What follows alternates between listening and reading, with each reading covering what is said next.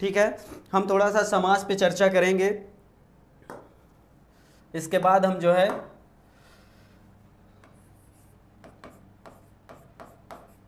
शब्द रूप पर ट्रिक के साथ आगे बढ़ेंगे। ठीक ना, समास में हमने बताया बहुब्रीहि समास चल रहा था।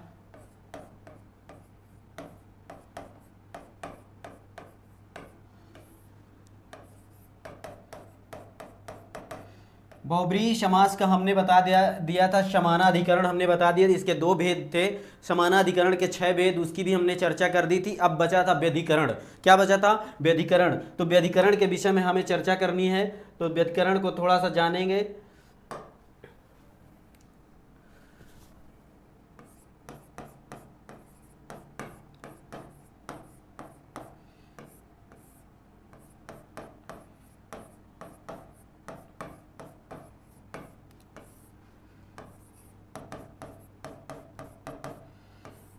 व्यधिकरण बहुब्रीहि समास।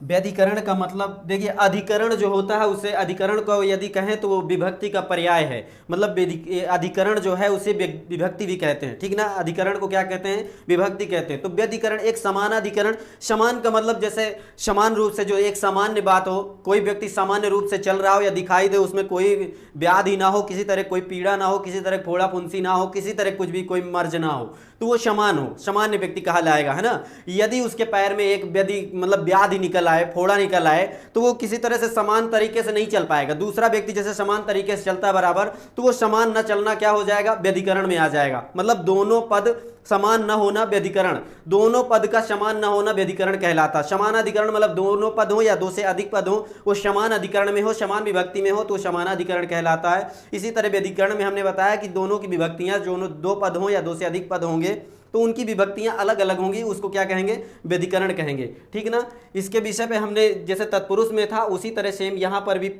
है, उसमें कोई अलग नहीं है, सेम वही है। ठीक है, देख लीजिए। व्यधिकरण पर थोड़ा सा चर्चा करें तो इसकी परिभाषा यदि नोट करेंगे तो ज़्यादा अच्छा रहेगा। ज़्यादा समय नहीं लेंगे, बहुत जल्दी ही इसको कवर करेंगे।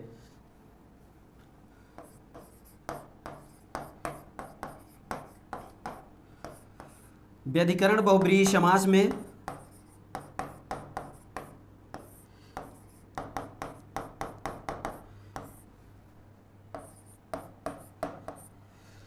व्यधिकरण बहुब्रीहि समास में दोनों शब्द,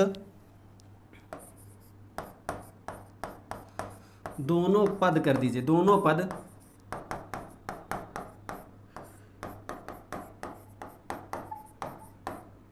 समान विभक्ति में नहीं रहते। ठीक ना, या यूं कह लीजिए कि प्रथमा, उसमें आपने देखा था प्रथमा विभक्ति में रहा करता था ना, दोनों पद क्या होता था? प्रथमा विभक्ति में रहा करता था। तो इसमें प्रथमा विभक्ति में नहीं रहेगा। ठीक है ना।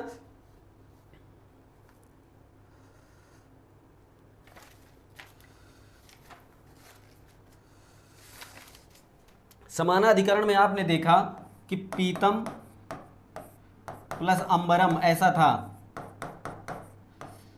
तो जो विभक्ति यहां पर थी वही विभक्ति यहां पर भी आपने देखा, तो ये समानाधिकरण का था। लेकिन ये व्यधिकरण में क्या कहता है कि व्यधिकरण बहुब्रीहि समास में दोनों पद समान विभक्ति में नहीं रहते। ठीक ना, दोनों पद क्या रहेंगे? समान विभक्ति में नहीं रहते। या कह सकते हैं कि एक वचन में नहीं रहेंगे। एक वचन में भी आप कह सकते हैं, एक वचन में नहीं रह सकते। इस तरह से लिख लीजिए, केवल प्रथम पद प्रथमा विभक्ति में रहेगा,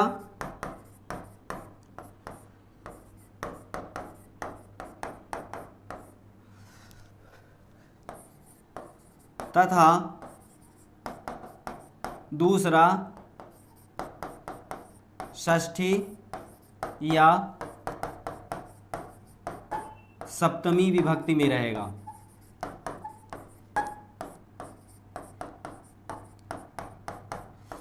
ठीक है, इस तरह से आप नोट कर लीजिए। व्यधिकरण बहुब्रीहि समास में दोनों पद समान विभक्ति में नहीं रहते, केवल प्रथम पद प्रथमा विभक्ति में रहेगा तथा दूसरा षष्ठी या सप्तमी में रहेगा। मतलब व्यधिकरण का मतलब दोनों समान पद जो रहेंगे वो समान विभक्ति में नहीं रहेंगे, वो अलग अलग विभक्ति में। यदि पहला प्रथमा में रहेगा तो दूसरा क्या रहेगा, षष्ठी या सप्तमी में रहेगा। इस तरह से आप जाने रहिएगा, ठीक है। किसी तरह कोई दिक्कत किसी को?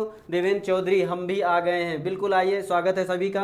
रोशनी वर्मा, सब लोग लाइक कर दीजिए। बिल्कुल रोशनी जी, बहुत बहुत धन्यवाद आपके इस स्नेह के लिए। शेर बहादुर जी, जी बिल्कुल, सभी लोग लाइक कर दीजिए और सभी लोग लाइव कमेंट करते रहिए और पढ़ते रहिए। सभी से विशेष निवेदन है, सब समय बहुत करीब है परीक्षा का, कल टेस्ट में ज़रूर उपस्थित होइएगा और पढ़ते रहिए, लाइक करते रहिए, जो भी नहीं समझ में आता कमेंट भी करते रहिए, ठीक है। इस पर जैसे उदाहरण देख लीजिए,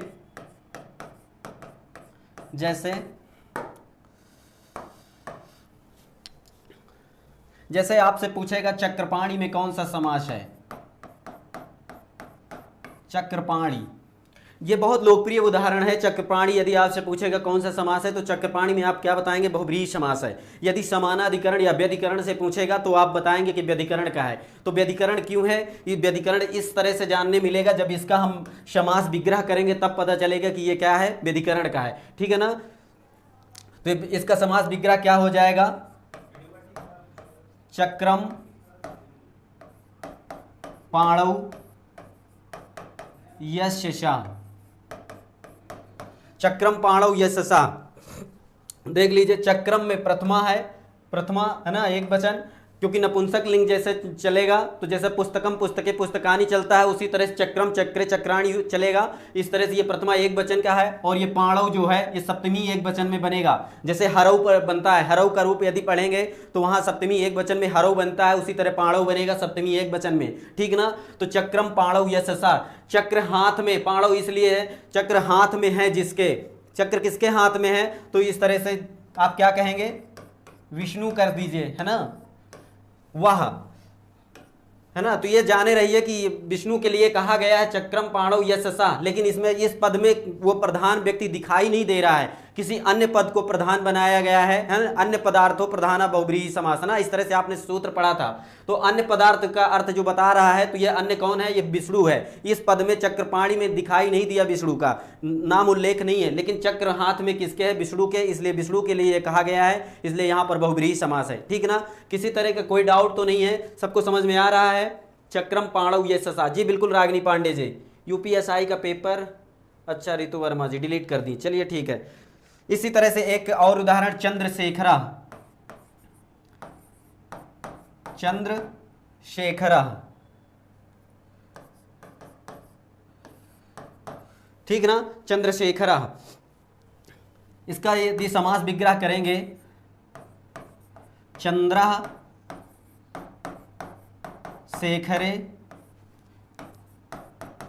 यशसा, चंद्रशेखरे यशसा। इसमें देख लीजिए प्रथमा का एक वचन आपको दिखाई दे रहा है ना। ये जो धात घात टाइप लगा देते हैं, इसका मतलब प्रथमा और एक लगा दिए एक वचन, है ना। देख लीजिए इस तरह से होता है हमारे यहाँ, एक वचन द्विवचन और बहुवचन। तो हम एक वचन को, जैसे प्रथमा का एक वचन इस तरह लिखेंगे और प्रथमा का द्विवचन को इस तरह और प्रथमा का बहुवचन को इस तरह करते हैं। तो वही चीज़ हमने लिख दिया था कि और सप्तमी का एक वचन है तो इस तरह, है ना, 3 घात तक जाएगा। इस तरह से 3 घात हम लगा देते हैं। तो मतलब ये कोई पुस्तकीय लिखावट नहीं है, ये अपने हमारे आप में व्यवहारिकल चीज़ें हैं जो आपको हमें समझना है केवल, ठीक ना। तो चंद्रशेखरे यशसा, चंद्र शिखर में है जिसके, मतलब सिर में है जिसके, अर्थात भगवान कौन, शिव, है ना। तो ये भगवान शिव के लिए है। इसमें भी अन्य पद प्रधान है, मतलब शिव प्रधान है, इस पद में शिव का नाम नहीं है होने से ये बहुब्रीहि समास है, अन्य पद प्रधान होने से, ठीक ना। इस तरह से जाने रहिएगा। चंद्रशेखर पूछ लेगा कौन सा समास है, तो चंद्रशेखर में आप बहुब्रीहि समास मारिएगा। यदि व्यधिकरण और समानाधिकरण पूछता है तो व्यधिकरण मारिएगा। वैसे ही इतना घुस के वो पूछेगा नहीं, व्यधिकरण और समानाधिकरण पूछेगा नहीं, आप इससे बिल्कुल निश्चिंत रहिएगा। आपसे बहुब्रीहि समास ही पूछेगा, तत्पुरुष कर्मधारय इस तरह से पूछेगा, ठीक ना। यदि पूछ भी लेता है तो आप जाने रहिएगा उसमें कौन सा बहुत बड़ी बात है ना। इतना जानते हैं, थोड़ा सा और जान लेंगे, हाँ, थोड़ी मेहनत ही करनी पड़ेगी, बस हो गया। जैसे वीणा पाणी, वीणा पाणी, वीणा पाणी का यदि हम समास विग्रह करेंगे तो जानते हैं क्या हो जाएगा, वीणा, वीणा पाणौ यश शाह, ठीक ना। वीणा में देख लीजिए, जैसे नदी नद्यों चलता है उसी तरह वीणा भी वैसे वो रूप ये आकार आनता है, रमा रमे रमा चलता है, तो रमा जैसे चलता है तो वीणा उस तरह से ये एक वचन प्रथमा का एक वचन है, ठीक ना। और पाणव में हमने बताया था सप्तमी, ये जैसे ये यहाँ सप्तमी एक वचन है, उसी तरह ये यश सा वीणा पाणव यश सा, वीणा हाथ में है जिसके, अर्थात कौन, सरस्वती।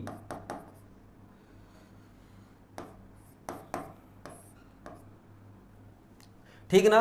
इस तरह से आप नोट कर लीजिए, वीणा पाणी में पूछेगा तो बहुव्रीहि समास आप मारिएगा। ठीक है, किसी तरह का किसी को डाउट हो तो बताइएगा। पीयूष पाणी जी बिल्कुल, रागिनी पांडे जी बिल्कुल। एक धनुष पाणी,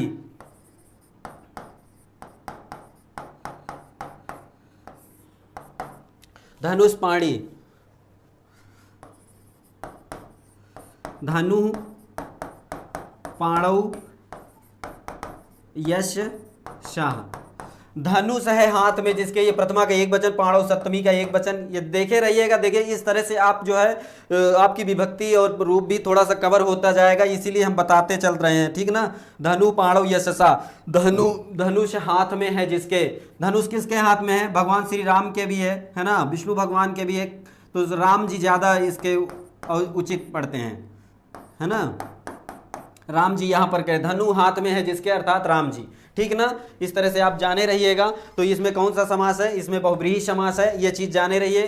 पूछेगा कोई भी शब्द, यदि आपसे कोई भी पद के बारे में पूछे कौन सा समास है, तो आप बताइएगा कि बहुव्रीहि समास है। समानाधिकरण और व्यधिकरण में यदि आपसे पूछता है तो बस जाने रहिएगा, वो यहाँ से यत शब्द से वहाँ पे समानाधिकरण में आपने देखा था, है ना, यम यौ येन इस तरह से चलता था रूप, तो उस तरह से यदि आप जाने रहेंगे, यदि उदाहरण याद रखेंगे तो सबसे अति उत्तम रहेगा। लेकिन यश सा मतलब जिसके जो है, जिसको कहा गया है वह, ये षष्ठी का है, ये हर जगह ये काम करता है, लेकिन वहाँ पर समानाधिकरण में वो इसे पूछता कुछ भी नहीं। इस तरह का विभक्ति पे डिवाइडेशन अभी तक यूपी टेट में कोई सवाल नहीं आया है ना।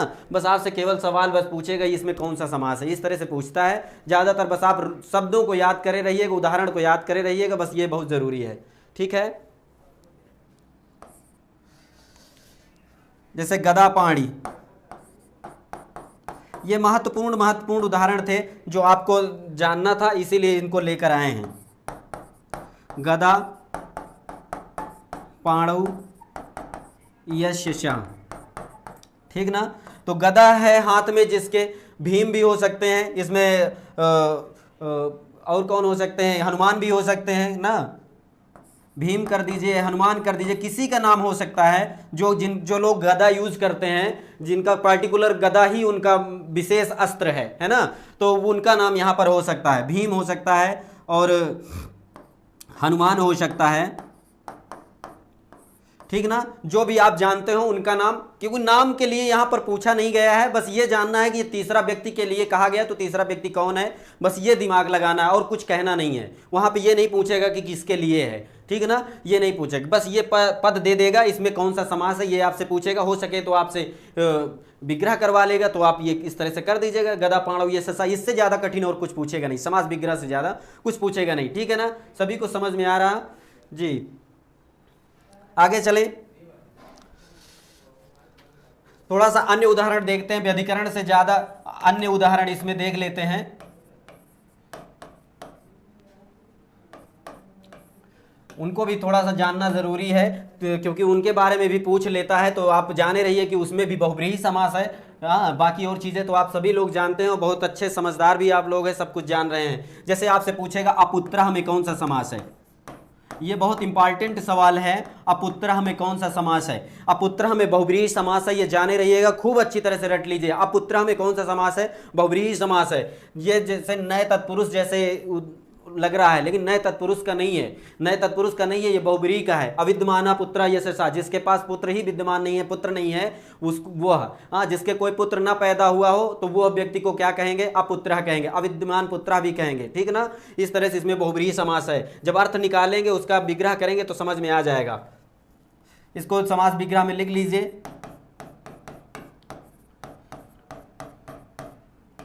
अविद्यमान पुत्रः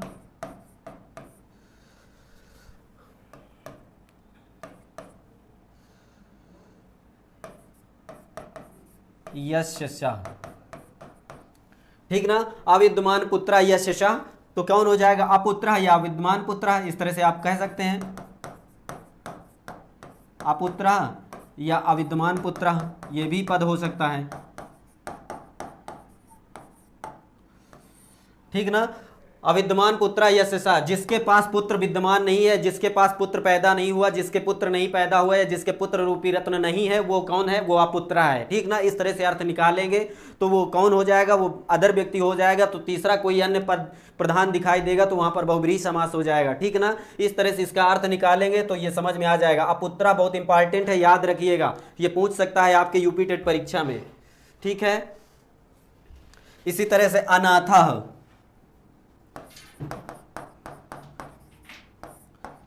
भैया ये हाइड कीजिए, तो क्या लिखा है,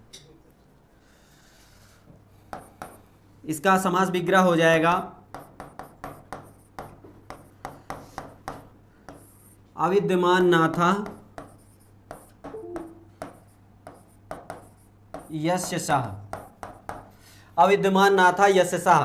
तो अविद्यमान नाथा जिसके, तो वो क्या हो जाएगा, वो अनाथा हो जाएगा, है ना, अनाथ कहलाएगा। जिसके नाथ मतलब जिसका कोई स्वामी ना हो, जिसका कोई गार्जियन ना हो, तो वो कौन कहलाएगा, वो अनाथ कहलाएगा ना। जिसके कोई माता पिता या गार्जियन ना हो वो अनाथ कहलाता है। तो उसमें भी कौन सा समास होता है, बहुब्रीहि समास। इस तरह के बहुत सारे लोग मिलेंगे जिनके कोई गार्जियन नहीं है, जिनका कोई अभिभावक नहीं है ना, जिनके माता पिता नहीं है, वो अनाथ हैं। तो वो कौन सा समास के अंतर्गत आएंगे, वो बहुब्रीहि समास के अंतर्गत आएंगे। जब आप इस तरह के शब्दों को मन में उतार लेंगे ना, तो कोई इस तरह का व्यक्ति भी दिखाई दे देगा ना, तो आप कह देंगे अरे भैया वो बहुब्रीहि समास जा रहा है, इसलिए कि वो अनाथ है और अनाथ में बहुब्रीहि समास होता है। जिसके पास पुत्र नहीं है, यदि इस तरह की आप मन में एक मेंटलिटी रखते हैं, तो यदि आपको इस तरह का व्यक्ति दिखाई देगा तो आप कह देंगे भैया ये बहुब्रीहि समास जा रहा है। आपके मन में वो समास चलने लगेगा, वो चीजें दिखाई देने लगेंगी, है ना। क्योंकि कहते हैं ना, मानव दिमाग है, मानव मस्तिष्क है, जहां लगाएंगे वहां लग जाएगा। तो जिस तरफ आप लगाएंगे, उचित राह पे लगाएंगे तो उचित जगह पे लग जाएगा।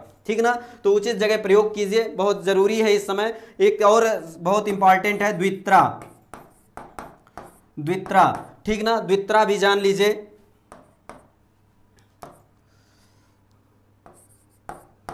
द्वौ वा त्रयः, त्रयः कर दीजिए या त्रयो कर दीजिए, वा यस्य सः। ठीक ना। इसको क्या कहेंगे, द्वित्रा कहेंगे। द्वित्रा में यदि आपसे पूछता है कौन सा समास है, तब आप बताइएगा बहुब्रीहि समास है। दो या तीन कोई वस्तुएं हैं, या मान लीजिए 2 या 3 भैंसे रखने वाला व्यक्ति जो है वह, है ना। तो 2 या 3 से जिसका विशेष चीजों के विषय में उसको ज्ञात किया जा सके, तो वहां पर क्या हो जाएगा, बहुब्रीहि समास हो जाएगा। 2 या 3 चीजें से जिसको इंगित किया जाए, मान लीजिए 2 या 3 भैंसे रखता हो, 2-3 गाय रखता हो, हाथी रख रहा हो, तो उनको क्या कहेंगे, द्वित्रा कहेंगे। ठीक ना। 2 या 3, जिसके पास 2 हो या 3 हो, इस तरह से किसी को बोलते हैं ना कि 2 है या 2 या 3 उसके पास ऊंट हैं, हाथी हैं। तो कोई विशेष वस्तु से इंगित किया जाए तो द्वित्रा शब्द में यदि पूछेगा कौन सा समास है, तो आप बताएंगे बहुब्रीहि समास है। इस तरह से आप अर्थ निकालेंगे। ठीक है ना। किसी को कोई डाउट नहीं समझ, कोई डाउट हो तो बताइएगा। जी सिया अग्रवाल, जिसके माता पिता ना हो, जी बिल्कुल। अनिल मौर्य जी, जी सबको समझ में आ रहा है, बहुत बहुत धन्यवाद। सभी लोग मन से पढ़ रहे हैं, इसका मतलब। आगे चले और देख लीजिए, 2-3 और हैं। रूपवत भार्या,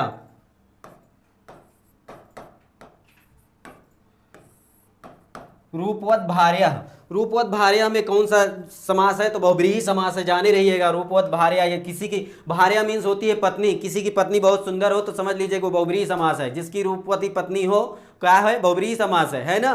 तो इस तरह से आप जाने रहिए कि रूपवत भार्या है जिसकी, तो वो बहुब्रीहि समास है ना। तो बहुब्रीहि समास ये भूलेगा तो नहीं। आप भी अपने जिनकी शादियां हो गई हो, अपनी अपनी पत्नी को ये समझ ले कि हम बहुब्रीहि समास हैं, है कि ना, जिनकी रूपवती पत्नी हो। इस तरह से अर्थ निकाले रहिएगा भैया। ठीक है। गलत ना हो, बस ट्रिक कोई भी हो, बस गलत ना हो सवाल। ट्रिक किसी तरह से आप लगाइए, कोई दिक्कत नहीं है, वो सब कुछ जायज है। ट्रिक कुछ भी हो, लेकिन सवाल ना गलत हो। ठीक है। तो इसका हम समास विग्रह करते हैं। रूपवती भार्या यस्य सः, रूपवती भार्या यस्य सः। तो रूपवती भार्या यशसा, जिसके पास रूपवती पत्नी है वो क्या हो जाएगा, रूपवत भार्या कहलाएगा, है ना। जिसके पास रूपवती भार्या जिसके पास है वह, है ना, तो वो क्या कहलाएगा, वो रूपवत भार्या कहलाएगा। मान लीजिए आपके पास कोई मित्र है, उसकी पत्नी बहुत सुंदर है, तो रूपवत भार्या कहलाएगा। उनके पास रूपवती पत्नी है, इसलिए उसमें क्या हो जाएगा, बहुब्रीहि समास हो जाएगा। जिन लोगों की भाभियां सुंदर हो तो अपने भैया को कह सकते हैं कि आप बहुब्रीहि समास हो, ठीक ना, इस तरह समझे रहिएगा। रूपवती है जिसकी पत्नी, जी बिल्कुल स्नेहा प्रजापति जी बिल्कुल सही समझ रही हैं। अर्थ कुछ भी है वो भी करें टेट निकालने के लिए, जी बिल्कुल बिल्कुल सही समझा नहीं रागनी जी। एक और है चित्रगु। चित्रगु, चित्रगु में कौन सा समास है ये भी जाने रहिए। चित्रगु में भी बहुब्रीहि समास है, ठीक है ना। चित्रगु में यदि पूछेगा कौन सा समास है तो बहुब्रीहि समास है। इसका भी यदि विग्रह करेंगे तो क्या हो जाएगा, चित्रा गाओ यस्य शाह, ठीक है ना, चित्रा गाओ यस्य शाह। इसका चित्रगु का मतलब होता है चितकबरी गाय। चितकबरी गाय है जिसके पास वह, चितकबरी गाय जिसके पास है वह, वो क्या कहलाएगा, वो बहुब्रीहि समास कहलाएगा, ठीक ना, वो चित्रगु कहलाएगा। चितकबरी गाय जिसके पास है वो क्या कहलाएगा, चित्रगु कहलाएगा। और उसमें क्या समास हो जाएगा, बहुब्रीहि समास हो जाएगा। इस तरह से अर्थ निकालिएगा और अर्थ में यदि आपको समझ में आ जाएगा तो फिर गलत कभी नहीं होगा कि चित्रगु में चितकबरी गाय है जिसके पास वह, मतलब अन्यार्थक कोई पद प्रधान हो रहा है, इसलिए यहां पर बहुब्रीहि समास है, ठीक ना। इस तरह से समझे रहिएगा, किसी तरह का कोई गलती मत करिएगा, बहुत अच्छे से बता रहे हैं इसीलिए कुछ गड़बड़ी ना हो। एक और देख लीजिए, लास्ट है सुंदर भार्य। सुंदर भार्य, भार्या मीन्स पत्नी होता ही है ना। भार्या मीन्स क्या होता है, पत्नी होता है, स्त्री होता है। तो जिसकी वही यही वाला सेम अर्थ वही निकल रहा है, रूपवत भार्या सुंदर भार्या, ठीक ना। जो रूपवती हो सुंदर हो, है ना, तो उसके लिए बस वही सेम प्रोसीजर, वही अर्थ निकलेगा। सुंदरी भार्या यशसा, सुंदरी पत्नी है जिसकी, जिसके पास वह, सुंदरी पत्नी या सुंदर पत्नी है जिसके पास वह, तो वो क्या कहलाएगा, वो सुंदर भार्या कहलाएगा। और सुंदर भार्या में यदि आपसे पूछेगा कौन सा समास है तो आप बताइएगा बहुब्रीहि समास है, क्योंकि इसमें अन्यार्थक पद प्रधान हो रहा है, मतलब दूसरा कोई पद प्रधान हो रहा है। इसमें पार्टिकुलर किसी विशेष के लिए नहीं कहा गया। जिसकी भी पत्नी सुंदर होगी वो होगा सुंदर भार्या, जिसकी भी पत्नी रूपवती होगी वो रूपवत भार्या होगा। तो इसलिए ये अन्य पद प्रधान हो रहा है, इसमें कोई भी पद प्रधान हो सकता है, मतलब अन्य पद, है ना, कोई भी व्यक्ति हो सकता है। तो इसलिए यहां पर क्या हो जाएगा, बहुब्रीहि समास हो जाएगा। आज बहुब्रीहि समास का प्रकरण यहीं पर संपन्न करते हैं और बहुब्रीहि को जो है समझ लीजिए इति सिद्ध हो गया है, बहुब्रीहि समास का समापन हो गया है, ठीक है। सभी लोग मन से पढ़िएगा, एक बार दोहराइएगा जरूर, सबको बहुत अच्छी तरह से समझ में आ जाएगा। भार्या का अर्थ होता है पत्नी होता है, अनिल मौर्य जी। हाँ, जो पति सुंदर हो वो कौन सा समास, वो भी बहुब्रीहि समास में भैया। जिसकी पत्नी से पूछे भैया आपका, लेकिन पति सुंदर होता नहीं है, ज्यादातर पत्नी ही सुंदर होती हैं, ठीक ना। पति के बारे में सुंदरता किसी ने व्याख्या नहीं की, ज्यादातर पत्नियों की व्याख्या तमाम सारे कवियों ने कर दिया। उस विषय में हम ज्यादा चर्चा नहीं करेंगे, ठीक है। आगे चलते हैं, शब्द रूप पर हम बात करेंगे। शब्द रूप बहुत जरूरी है।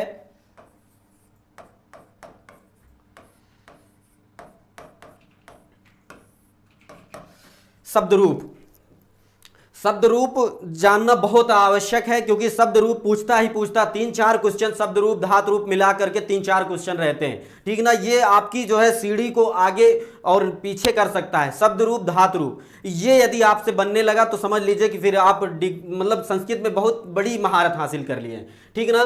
तो सभी को जानना बहुत जरूरी है। हम बहुत शॉर्टकट तरीके से आपको बहुत अच्छी तरह समझाने की कोशिश करेंगे। जो मुझसे बनता है वो सब आपके लिए है, कुछ मैं बचा के नहीं रखूंगा। जो भी मुझसे बनेगा वो सब आपके लिए है। लेकिन कोई विद्वान को ये बातें बुरी लगी तो मैं उससे हाथ जोड़कर क्षमा चाहता हूं, क्योंकि ये कोई किताबी ज्ञान नहीं है और मेरे द्वारा जो ट्रिक बनाई गई वो आपके केवल कल्याण हेतु है, ठीक ना। आपका कल्याण हो, बस मैं यही चाहता हूं, ठीक है। देखिए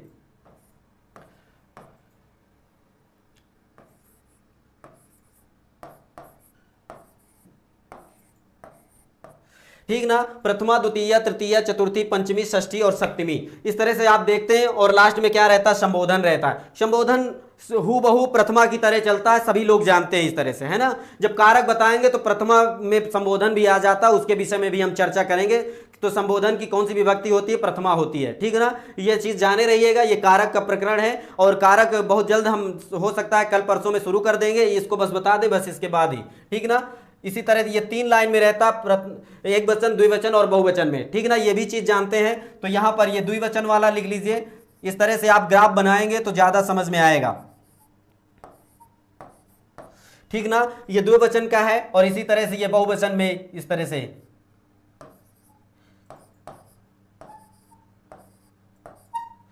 1 2 3 4 5 6 7, ठीक ना, इस तरह से। तो ये प्रथमा हो गया, द्वितीय तृतीय चतुर्थी पंचमी षष्ठी सप्तमी, ठीक ना।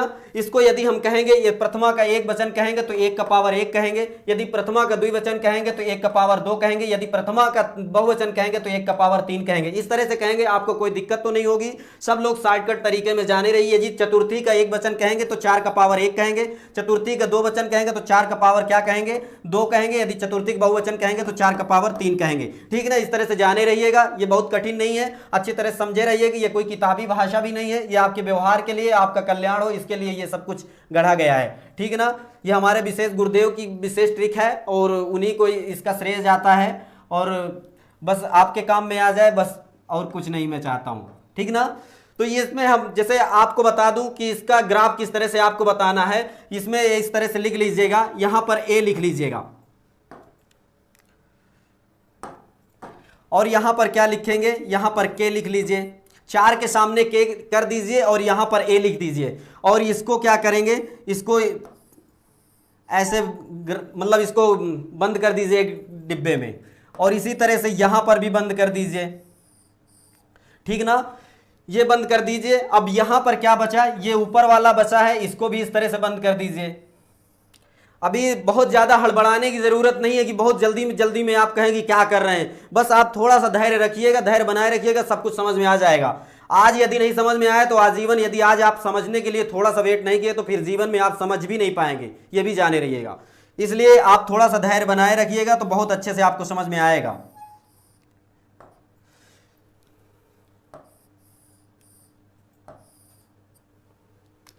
ठीक है, इतनी चीजें आप बना लीजिए तो समझ में आ जाएगा। कहने का मतलब केवल इतना है कि यदि यहां पर जैसे हम मानक में लिखते हैं ना कि x की वैल्यू इतना, x की वैल्यू इतना है ना, तो यहां पर मान लीजिए यदि x है तो यहां पर भी x रहेगा। यहां पर यदि y है तो यहां पर भी y रहेगा। यहां पर यदि z है तो इन तीनों में भी z ही रहेगा। मतलब कहने का मतलब जो कॉलम बना हुआ है इसका मतलब कि यहां पर रूप सेम टू सेम मिल रहे हैं। ये कॉलम में सेम रूप मिलेगा, इस कॉलम में सेम रूप मिलेगा, इस कॉलम में सेम रूप मिलेगा, इस कॉलम में सेम रूप मिलेगा। ये अभी हर जगह लागू नहीं होगा, लेकिन आपको 60% तो पक्का यही चीज मालूम हो जाएगा कि हर जगह ये चीजें लागू होती हैं। 60% लागू होंगी और 80% आज आप याद करके जाएंगे। और रूप को यदि देखेंगे और टिक ना मार दिया तो मतलब पढ़ाने का कोई अर्थ नहीं निकलेगा मेरे, समझ रहे हैं ना। आप देखते ही टिक मार देंगे कि नहीं यही होगा, ठीक ना। तो यहां पर जैसे ये y y रहेगा तो यहां पे यदि z ही z रहेगा। इसी तरह यहां पर e रहेगा तो यहां पर ई रहेगा। अब ये ना भ्रम में रहिएगा कि यहां y लिखे, यहां z लिखे, यहां ई लिखे। ये एक मानक शब्द रखे हैं कि यहां पर यदि का कबूतर रहेगा तो यहां पर का कबूतर ही रहेगा, ठीक ना। ये चीज समझाना है। यहां खा रहेगा तो तीनों में खा ही रहेगा, सेम प्रोसीजर वही चीज। तो यहां पर भी इसी तरह रहेगा। जैसे मान लीजिए यहां पर क्या हो जाएगा, यहां ओ रहेगा तो यहां पर भी ओ रहेगा। ये ना कह दिए 40-50 लिख दिए हैं, ये भी दिमाग में मत रखिएगा, ठीक ना। कोई दूसरा वर्ड भी इसको यूज कर सकते हैं। यहां इसको क्यों कर दीजिए भैया यदि डिस्टर्ब हो रहे हो तो, ठीक ना। इस तरह से समझ में आ गया। किसी तरह का कोई दिक्कत है, इतना आप यदि कर लीजिए तो बस समझाएं आगे। इतना समझ में आ गया। ये देख लीजिए, प्रथमा है, द्वितीया है, तृतीया, चतुर्थी, पंचमी, षष्ठी और सप्तमी। तो पंचमी षष्ठी में, पंचमी और षष्ठी में एक जैसा रूप, प्रथमा और द्वितीया में एक जैसा, और तृतीया चतुर्थी पंचमी द्विवचन में एक जैसा रूप, और षष्ठी और सप्तमी में द्विवचन में एक जैसा रूप। इसी तरह से चतुर्थी और पंचमी बहुवचन में एक जैसा रूप, ठीक ना। ये चीज आपको दिखाना था, ठीक ना। इतना चीज आप बना लीजिए तो समझ में आए। सभी लोगों ने बना लिया।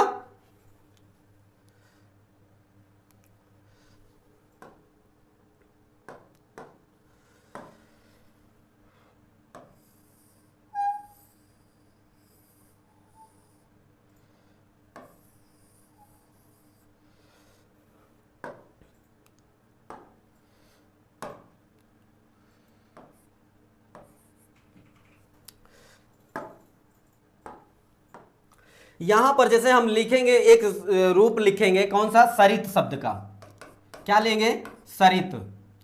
सरित शब्द का रूप लेंगे। सरित का मतलब होता है नदी। सरित का मतलब क्या होता है, सरित का अर्थ होता है नदी, ठीक ना। तो ये तकारांत या व्यंजनांत इसको कह सकते हैं। तकारांत समझ रहे हैं ना, यदि बालक लिखा हो, बालक में हलंत लगाएंगे तो आ निकलेगा ना, तो इसको क्या कहेंगे, अकारांत। बालक को क्या कहेंगे, अकारांत। यदि रमा लिखा हो तो ये क्या कहलाएगा, आकारांत कहलाएगा, ठीक ना। यदि कवि लिखा है तो ये क्या कहलाएगा, इकारांत कहलाएगा। इकारांत, आकारांत, आकारांत, इस तरह से समझे रहिएगा। इसका मतलब यदि इसके मतलब क्या कहना चाह रहे हैं, देख लीजिए, आप समझिए पहले।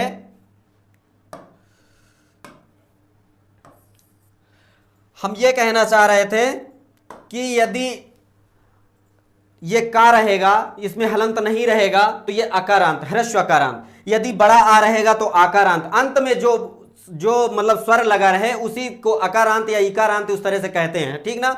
कवि में छोटी ई की मात्रा लगी है इसलिए इकारांत। इसी तरह जैसे नदी होता तो नदी को क्या कहेंगे, नदी को कहेंगे इकारांत।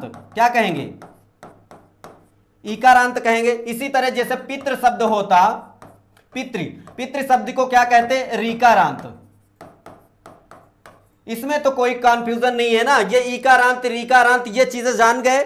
यदि का में हलंत नहीं लगा है तो इसमें आ श्योर है, तो इसका मतलब ये अकारांत। यदि रमा में बड़ा है तो ये आकारांत बड़ा, और यदि कवि में छोटी ई की मात्रा लगी तो ये इकारांत हो गया। इसी तरह नदी में बड़ी ई की मात्रा तो इकारांत हो गया। इसी तरह पितृ में री लगा हुआ है, री लगा हुआ है, ये जाने रहिएगा।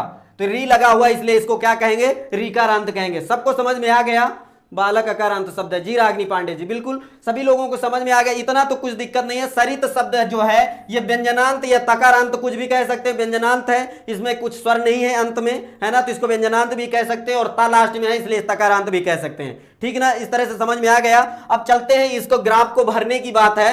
ग्राफ को भरते कैसे हैं वो चीज जान लीजिए।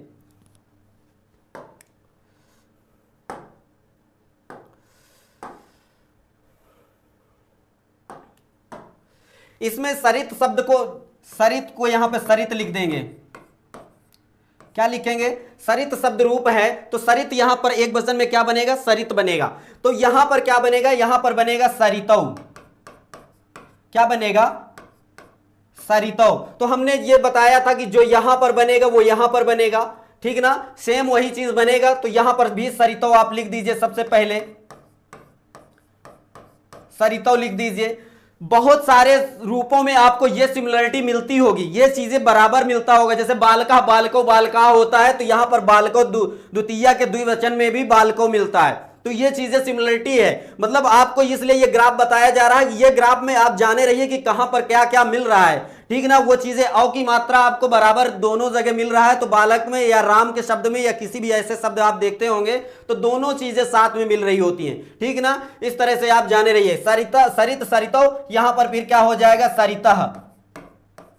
क्या हो जाएगा, सरितः, ठीक ना, ये विसर्ग है। फिर क्या हो जाएगा, यहां पर लिख लीजिए सरितम, सरितम।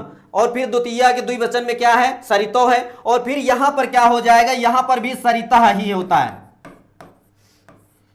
सरितः हर जगह पे विसर्ग आपको नहीं मिलेगा, कहीं पे नकार भी मिलता है। जैसे बालकान यहां पर बनता है, क्या बनता है, बालकान बनता है, तो इसलिए इसको थोड़ा सा अंडरलाइन कर देंगे। यहां पर थोड़ा सा चेंज हुआ है, यहां पर विसर्ग मिला है, तो आपको यहां पर भी ध्यान देने वाली बात है, ठीक है। तो ये वाली चीजें आपको जानना है। तो यहां पर ए जो दिखा है, ए को हम आ लिख सकते हैं।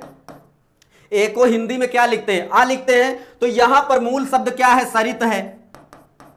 क्या है, सरित है। और आ को यहां पर जोड़ेंगे तो क्या हो जाएगा, सरिता हो जाएगा।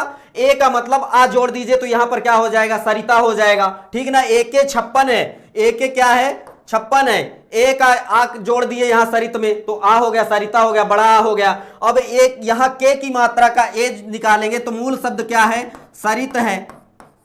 तो ए की मात्रा यदि जोड़ेंगे तो यहां पर क्या हो जाएगा, सरिते हो जाएगा। इतना जान गए आप। सरिते के से हमने ए की मात्रा लिया है, ठीक ना, ए से आ लिया है और के से क्या लिया, ए की मात्रा लिया है, ठीक ना। इस तरह से आप ग्राफ भी बनाते चलिएगा और समझते भी चलिएगा। और यहां पर AK56 जो है, AK56 क्या है ये भी जान लीजिए।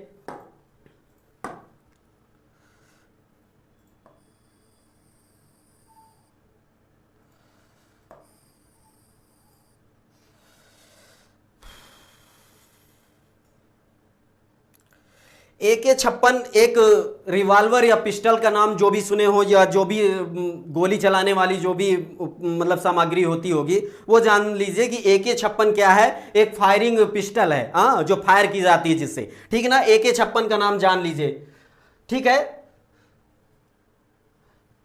सबको समझ में आ रहा है। AK56 क्या है, एक मतलब फायरिंग वाला सिस्टम है, ठीक ना, जिससे फायर किया जाता है। तो फायरिंग वाला सिस्टम मान लीजिए यहां से सीधा क्या करेंगे, ये जहां पर नकार जैसे बालकान यहां पर बनता है, तो यहां पर सीधा ये AK56 से यहां से फायरिंग करवा दीजिए सीधा, ठीक, मतलब ये AK56 दोनों फायरिंग करेगा, ठीक ना। तो फायरिंग जहां से दोनों होगी तो सेम प्रोसीजर यहां पर भी बनेगा, यहां पर क्या बनेगा, यहां पर भी वही बनेगा, यहां पर क्या बनेगा, सरिता यहां पर भी बनेगा,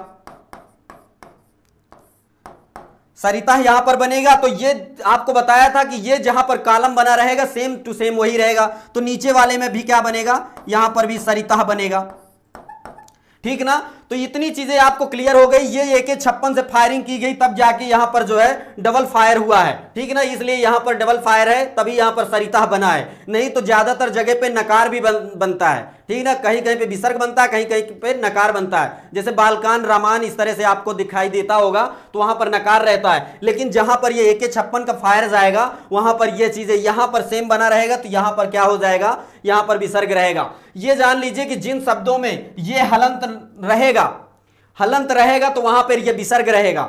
मूल प्रातिपदिक शब्द में जहां पर हलंत आपको दिखाई देगा वहां द्वितीय द्विवचन में विसर्ग रहेगा। जहां पर हलंत नहीं रहेगा तो फिर यहां पर हलंत लग जाएगा। जैसे बालकान बनता है,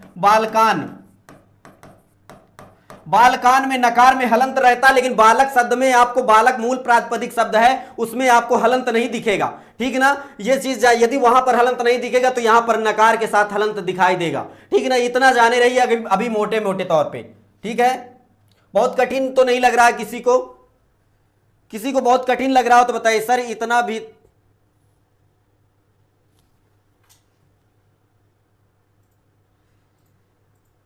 अच्छा रोशनी वर्मा जी, देख लीजिए, अब सबसे ज्यादा जरूरी जो था वो ये बड़ा वाला रूप, सबसे बड़ा ग्राफ ये है और सबसे बड़ा बड़ा रूप चलता है, सबसे बड़ा ग्राफ है और सबसे बड़ा बड़ा रूप यहीं पर चलता है। तो मूल प्रातिपदिक क्या है, सरित है, और सरित को जब संधि करेंगे तो जस्त होकर ता को दकार हो जाता, तीसरा वर्ण हो जाता, ता का तीसरा वर्ण क्या हो जाएगा, दा हो जाएगा। तो अब यहां पर क्या बनेगा, सरिद्भ्याम बनेगा, सरिद्भ्याम यहां बनेगा, तो यहां पर भी सेम सेम बनेगा, सरिद्भ्याम, ठीक ना। फिर यहां पर भी वही बनेगा, सरिद्भ्याम। यदि आपसे पूछा जाए बालकाभ्याम कहां का रूप है या रमाभ्याम कहां का रूप है तो आप बताएंगे तृतीया चतुर्थी पंचमी द्विवचन का है। सरिद्भ्याम कहां का है, तृतीया चतुर्थी पंचमी दो वचन का है। तो भ्याम भ्याम आप जोड़े रहिएगा, ये समझ लीजिए कि जो बड़ा बड़ा वाला रूप है वो तृतीया चतुर्थी पंचमी दो वचन में बनता है, वो हर जगह बनता है, भ्याम जुड़ा ही रहता है हर जगह, ठीक है ना। ये चीज जाने रहिएगा, बहुत आसान सी भाषा में आप इसको समझे रहिएगा, बहुत काम देगा आपको, ठीक ना। यहां पर क्या हो जाएगा, यहां पर हो जाएगा सरिद्भी,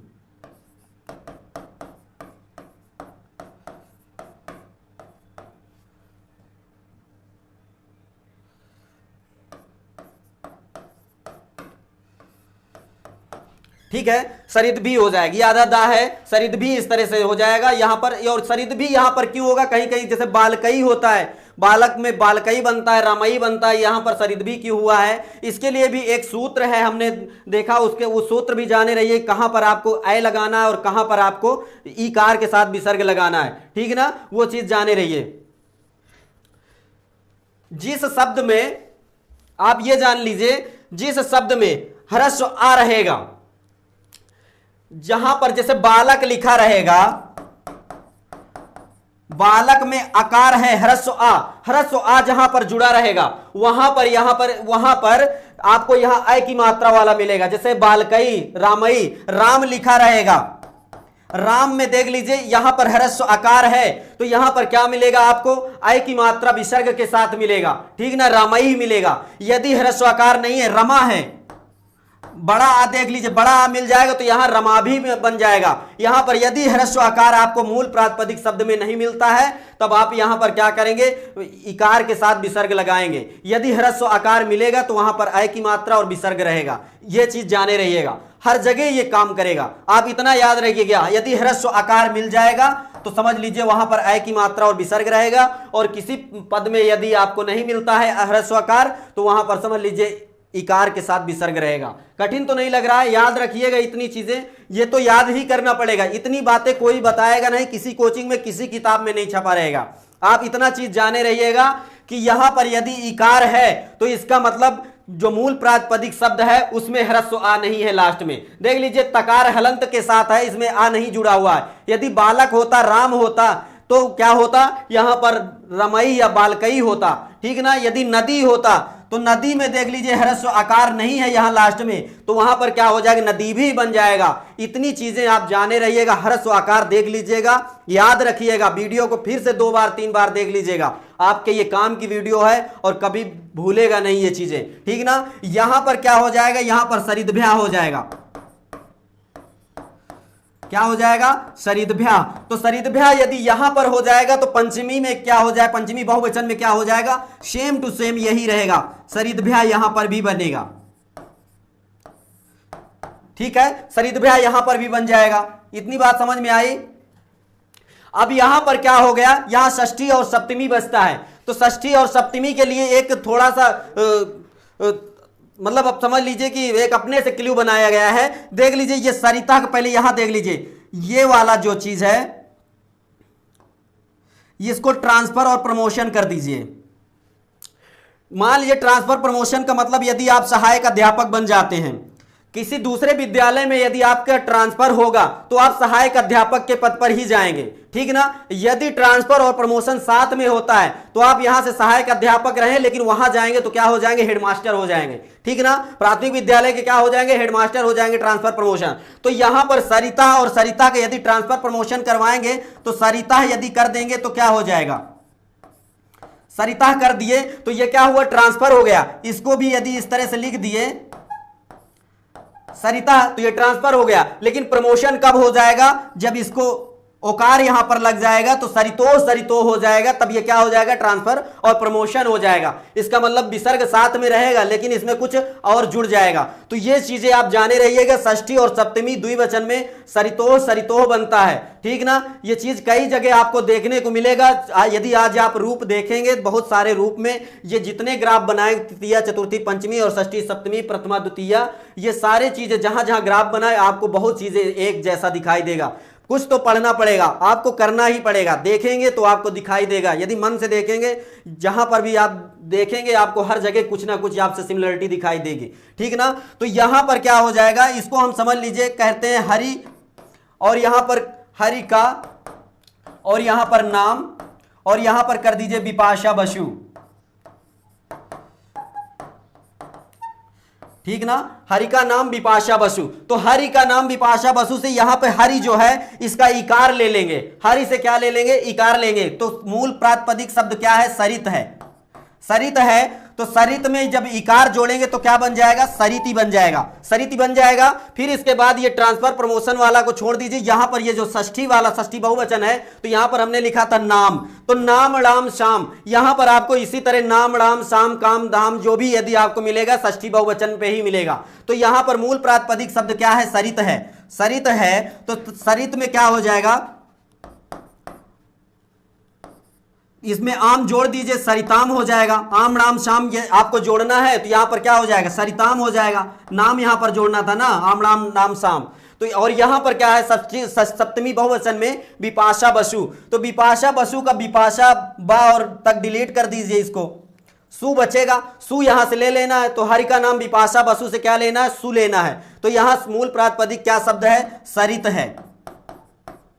सरित है, और यहां पर सु हो जाएगा तो क्या हो जाएगा, सरित सु हो जाएगा। इस तरह से इसका रूप का पूरा ग्राफ तैयार हो जाता है। सरित सु सप्तमी बहुवचन में सरित सु बनेगा और सरिताम षष्ठी बहुवचन में बनेगा। ठीक ना, इतनी आप चीजें थोड़ा सा यदि कहानी के तौर पर जाने रहिएगा। और भ्या भ्याम में यदि आपको थोड़ा सा कंफ्यूजन है तो जान लीजिए कि ये जो भ्या है, भ्या, तो भ्या जान लीजिए कितनी जगह बनेगा, इसमें जान लीजिए कि एक शब्द और दो शब्द है तो ये दो जगह भ्या वाला बनेगा। और भ्याम वाला कितने जगह बनेगा, तो आपको दिखाई देगा ये तीन शब्द जैसे बनता है, 1 2 और 3, है ना।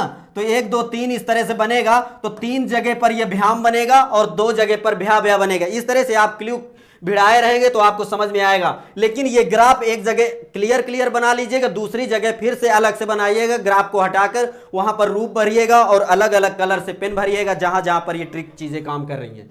ठीक ना, सबको समझ में आ गया।